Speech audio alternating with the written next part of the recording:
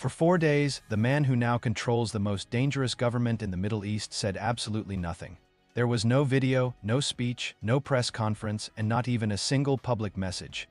Iran's new supreme leader, Moshtaba, had officially been appointed on March 8th. On that same day, his own succession rally took place in Tehran, yet he did not appear there. Supporters gathered in a large crowd holding photographs of him because there was nothing else they could hold or see. Then today, Thursday, March 12th, he finally ended that silence. But what he said did not move this war closer to ending. Instead, it pushed the conflict into an even more dangerous direction. His statement was not delivered by him in person. Instead, it was read aloud by a state television anchor because the man himself still has not appeared on camera since the attack that killed most of his family. In that written statement, Moshtaba made for major declarations that governments across the world are now studying with deep concern and alarm. The first declaration was about the Strait of Hormuz. He said that the strait must remain closed. He described it directly as a tool that can be used to pressure the enemy. The second declaration was even more direct. He said that all United States military bases located across the Middle East must shut down immediately. He warned that if they do not close, those bases will become targets and will be attacked. The third declaration was a warning about new battlefields. He said that Iran has studied the possibility of opening entirely new war fronts in places where, according to him, the enemy has little experience and is extremely vulnerable. And the fourth declaration involved the 3 conditions that Iran demands before this war can end. Those 3 conditions are the main reason this video exists. When you read them carefully and understand what Iran is actually asking for, and what Washington could never realistically agree to, you begin to see something very serious. This war is not moving toward negotiations. It is moving toward a longer and far more dangerous phase. Before I explain exactly what those 3 demands are, why each one is considered a red line for the United States, and what it could mean for oil prices, groceries, and the global economy if this war continues with no clear exit, make sure to subscribe and turn on notifications. This story is moving extremely fast. What happens in the next 72 hours could decide whether diplomatic back channels can still pull this situation away from the edge. You will want to be here when the next development happens. Now let's look closely at what was actually written in that statement, and more importantly what many headlines are not explaining clearly. First, some important background. Moshtaba is 56 years old and was chosen as Iran's 3rd supreme leader on March 8th, only 10 days after his father, Ayatollah Ali Khamenei, was killed in a United States and Israeli air strike on February 28th. The same strike that killed his father also killed his mother, his wife, and his son.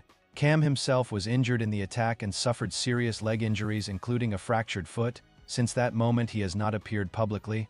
When a head of state communicates only through a written statement read by a television anchor after 4 days of complete silence, every word becomes extremely important. Intelligence agencies around the world do not simply read such statements. They carefully analyze them. They examine what was said, what was not said, the order of the points, and the exact language that was chosen. Let's walk through that statement the same way analysts around the world are studying it right now.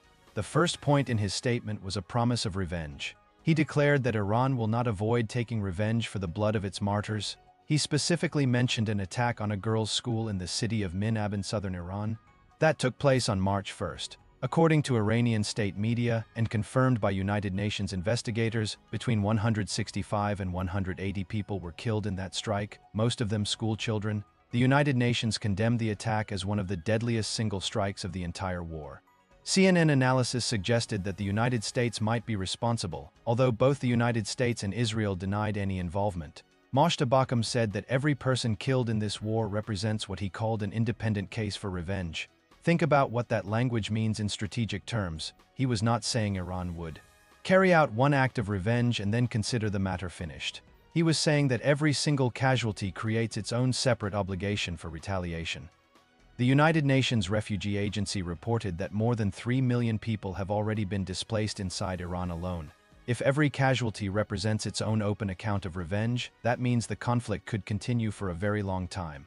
This is not the language of a government preparing for a ceasefire agreement. The second point in the statement addressed the Strait of Hormuz directly. He said that the ability to block the strait must continue to be used. He described the closure of the strait as a tool that can pressure the enemy.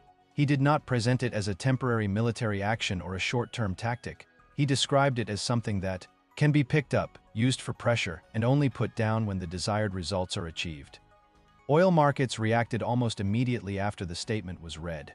Brent crude oil, which had briefly dropped toward $90 per barrel after the International Energy Agency released 400 million barrels from strategic reserves, quickly jumped back above $100.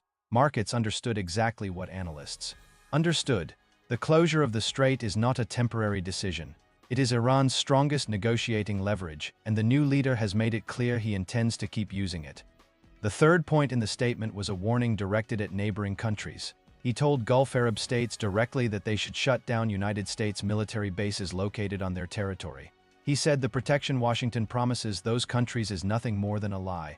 He also said that while Iran is not attacking those countries themselves, the military bases hosted on their land will continue to be targeted. Even before the statement was released, Iran showed that these warnings were not empty. A container ship was struck by a projectile near the coast of Dubai. A major fire broke out on Muharraq Island in Bahrain near the international airport. A drone struck a residential building in Kuwait and injured two people. Dubai activated its air defense systems twice to protect the city. Saudi Arabia also shot down a drone that was targeting the diplomatic district in Riyadh.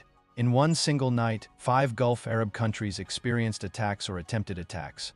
The fourth point in the statement surprised many analysts. He said studies had been conducted about opening other fronts in places where the enemy has little experience and is highly vulnerable.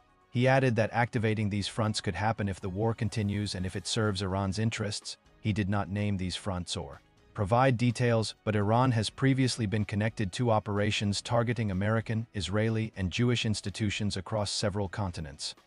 The deliberate vagueness of that statement may actually be the message itself. It tells Washington that the next escalation could come from places it is not expecting. Now consider the key issue. Iran has presented 3 conditions that must be met before it agrees to any ceasefire. These conditions were publicly announced by Iran's President Masoud Pezeshkian after discussions with Vladimir Putin and several regional leaders. They are official demands, not rumors or leaks. The first condition is recognition of rights. Iran is demanding that the international community officially recognize what it calls its legitimate rights. In practical terms, this means the United States and other countries must acknowledge Iran's right to pursue the full nuclear fuel cycle, including uranium enrichment. Iran wants its nuclear program to continue under Iranian control, without international restrictions similar to those in previous agreements. For the United States, this is extremely difficult to accept. The official reason for launching Operation Epic Fury on February 28 was to prevent Iran from developing nuclear weapons. Accepting Iran's demand would mean admitting that American soldiers who died in the conflict sacrificed their lives without achieving that objective. The second condition is financial reparations. Iran is demanding compensation for the damage caused by United States and Israeli strikes since the beginning of the war. This includes destruction of military facilities, civilian buildings, hospitals, schools, and the broader economic damage to the Iranian economy. No exact number has been publicly announced, but the scale of destruction described in military briefings suggests that the amount would be enormous. The third condition is a legally binding international guarantee that neither the United States nor Israel will attack Iran again in the future. Such a guarantee would require formal international agreements and approval by the United States Senate because it would function like a treaty, considering the current political environment and the recent casualties in the conflict. Such a guarantee would be extremely difficult to approve. Analysts now face an important question. Are these demands truly final positions, or are they simply opening offers in a negotiation that could eventually be adjusted? There are some reasons for cautious optimism. Diplomatic communication channels are still open. United States envoy Steve Witkoff has already sent two proposals to Tehran.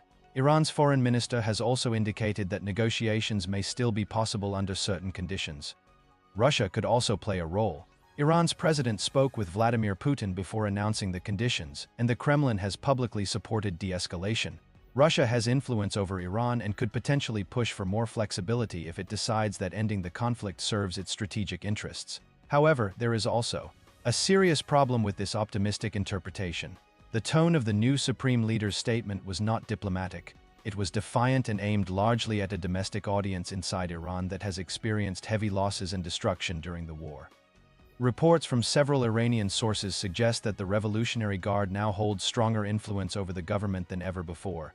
Analysts say the new leader may not have the same authority his father had to control the military establishment.